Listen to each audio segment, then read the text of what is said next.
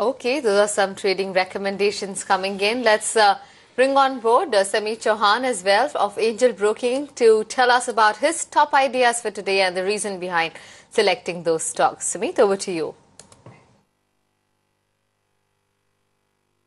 Good morning. We expect a subdued movement in large caps, and thus we have selected mid cap counters wherein we feel good movement in next couple of days at least. First call would be a buy call on Reliance Infra. This stock has already given a good price volume breakout from its resistance zone of 520, 525 a couple of weeks back. After giving a decent rally towards 550, 555, we saw a gradual decline towards its support level of 525, 530. Today we are seeing a good traction in this counter. On the hourly chart, the stock has already given a breakout from its resistance of 535, 536 and is now trading higher. Looking at the momentum, we expect the stock to move towards 582, which would be our target, and it can be bought by keeping a stop loss at 528. Other buy call would be in Siemens for a target of 1320. The stock has given a good price volume breakout from its near-term condition zone. The resistance was seen around 1230, 1225.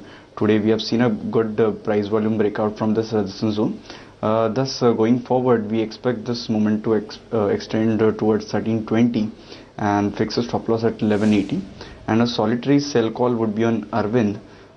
We have seen a good recovery from its recent lows of 240, 245. However, around 320, we are seeing a strong resistance zone. The weekly super trend indicators placed around 320, 325. And if we look at the weekly chart structure, we can see a dark cloud cover pattern formed during last week.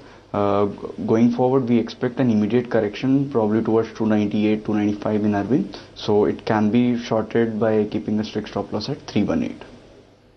Okay, an all buy list coming in from Sameet over there. Reliance Infra, Siemens, Arvind, all of them a buy by Sameet. But let's shift focus to the world of commodities then, and oil prices are holding steady near the highest level in about 8 months, helped by industry data showing a larger than expected drawdown in US crude inventories, and of course by worries about attacks on Nigeria's oil industry. The NYMEX also hit the $50 per barrel mark for the first time since July 2015. Meanwhile, gold as well is holding steady near the 2-week high after prospects of the US Fed hike this month dimmed on Yellen's dovish comments. Let's bring in Vandana Bharti of the AVP at Commodity Research at SMC Global Security, joining in on the show. Good morning, Vandana. Great to have you on Traders 20. First up, let's get your view on gold prices. You have a buy on that one. Why is that? Yeah, actually, 2016 is a good year for commodity, and we have seen that there is a more than 20% of upside we have seen in commodity indices, most of the commodity indices, and gold, silver, crude, and some agri commodities. These are the star performer in the indices. So yes, gold is one of them, and in last statement, Yellen, she has said that economic condition of US is good, but we are not in hurry to take any step regarding the interest rate hike and all. So yes, this is giving dovish signal to the equity market and dollar index, which was trading above the mark of 94, 95. Now it is going towards the level of 93.5. So this is a bullish sign for gold. And apart from that, there is a little bit setback for gold is that physical demand is poor in India because most of the farmers, they are paying attention on kharif crops and all. So overall, with some turbulence in equity market and downside in dollar index, we are expecting that gold in COMEX will stay above the mark of $1,200 and will try to touch the level of $1,300. In Indian market, we are expecting that this commodity may remain above the level of 29,000 within a few days. So yes, still I am a buyer in this commodity, and I am expecting actually 30,000 level for this commodity. So for August contract, I am a buyer, and one should initiate the call near the level of 29,450 for the target of their 29,700 with a strict stop loss of 29,350. Okay, and what about crude? What's the strategy that you would recommend to our viewers as far as crude is concerned?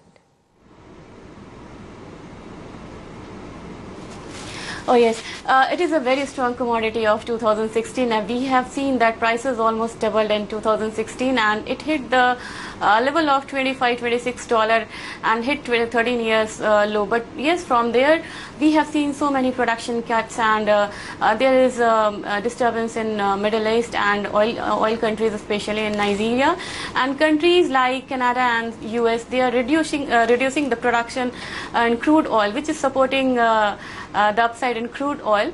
So yes, apart from that, API, American Petroleum Institute, it has shown that last week the inventory should go down. These two facts, apart from fall in dollar index, are giving bullish signal for the crude oil prices.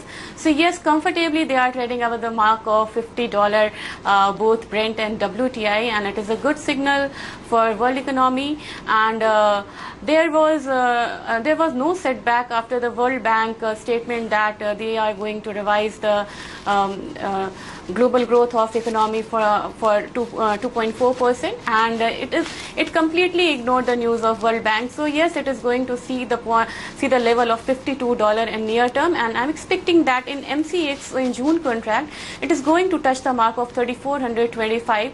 So I'm a buy on higher side, and though the rally is overstretched, but still it has some potential to touch the mark of 3,425. So one should go for buy for this level with a stop loss of here 33.35. Okay, Vandana, thanks very much for sharing those strategies from the commodity space. And we'd also like to thank each of our technical experts for taking the time out and sharing those stock-specific ideas with us on Traders 20. Let's slip into a short break at this point of time. On the other side, we come back with BNSM, the stock game.